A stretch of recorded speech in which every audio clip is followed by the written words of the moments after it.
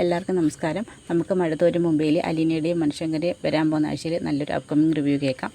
അങ്ങനെ അലീന സഹോദരങ്ങളെയും കൂട്ടിക്കൊണ്ട് കൊല്ലപ്പള്ളി വീട്ടിലോട്ട് വന്നിട്ടുണ്ടായിരുന്നു. അങ്ങനെ വൈജയന്തിയോട് മക്കളെല്ലാവരും സംസാരിക്കുന്നുണ്ട്. അതിനുശേഷം അലീന എല്ലാവരുമായിട്ട് തിരിച്ച് ബാലേന്ദ്രൻ്റെ വീട്ടിലോട്ട് പോവുകയാണ്. അതിനുശേഷം മനുവിൻ്റെ അടുത്ത് അലീന പ്രത്യേകം പറയുന്നുണ്ട്, വൈജയന്തിയാണ് തൻ്റെ അമ്മയെന്നുള്ള കാര്യം ഒരു കാരണവശാലും മനുവേട്ടൻ അമ്മയോട് പറയരുതെന്ന് പറയും. കാരണം മനുശങ്കറിന് ഏത് നിമിഷവും വൈജയുടെ സത്യം പറയണമെന്നുണ്ട്. കാരണം അത്രയും രീതിയിൽ അലീനയെ വൈജയന്തി മോശമായിട്ട് ചിത്രീകരിക്കുന്നുണ്ട്. അതുകൊണ്ട് അലീന മനുവിനെ കൂടെ സത്യം ചെയ്യിപ്പിച്ച് മേടിക്കുകയാണ്. ഒരു കാരണവശാലും എൻ്റെ അമ്മയാണെന്നുള്ള കാര്യം മനുവേട്ടൻ ചോദിക്കരുതെന്ന് പറയും. അതിനുശേഷം പിന്നെ നമ്മുടെ രോഹിത്ത് ശരണ്യയുടെ വീട്ടിലോട്ട് പോകുന്നുണ്ട്. ശരണ്യയുടെ വീട്ടിൽ പോയി രോഹിത്ത് ശരണ്യയെ കാണുന്നുണ്ട്. ശരണ്യയെ കണ്ട് സംസാരിക്കുന്നുണ്ട്. അതിനുശേഷം ശരണ്യയ്ക്ക് വേണ്ട എല്ലാ സഹായങ്ങളും രോഹിത്ത് ചെയ്തു കൊടുക്കാമെന്ന് വാക്ക് കൊടുക്കുന്നുണ്ട്.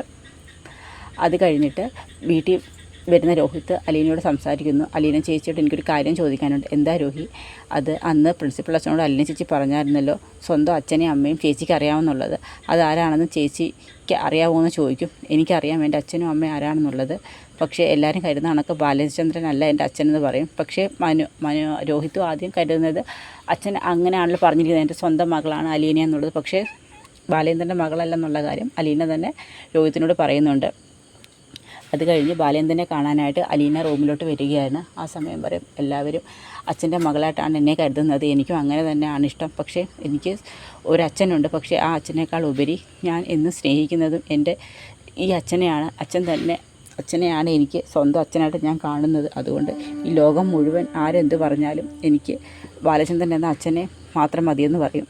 അപ്പോൾ ബാലേന്ദ്രനും പറയുന്നുണ്ട്, മോളെ, ഈ ലോകം മുഴുവൻ പറയുന്നതും തന്നെയാണ് ശരി. ഞാൻ തന്നെയാണ് നിൻ്റെ അച്ഛൻ. എന്നും എൻ്റെ മകളെ കാണാൻ തന്നെയാണ് നിന്നെ എന്നും എൻ്റെ മകളെ കാണാൻ തന്നെയാണ് എനിക്ക് ആഗ്രഹമെന്നും ബാലചന്ദ്രൻ അലീനയോട് പറയുന്നുണ്ട്.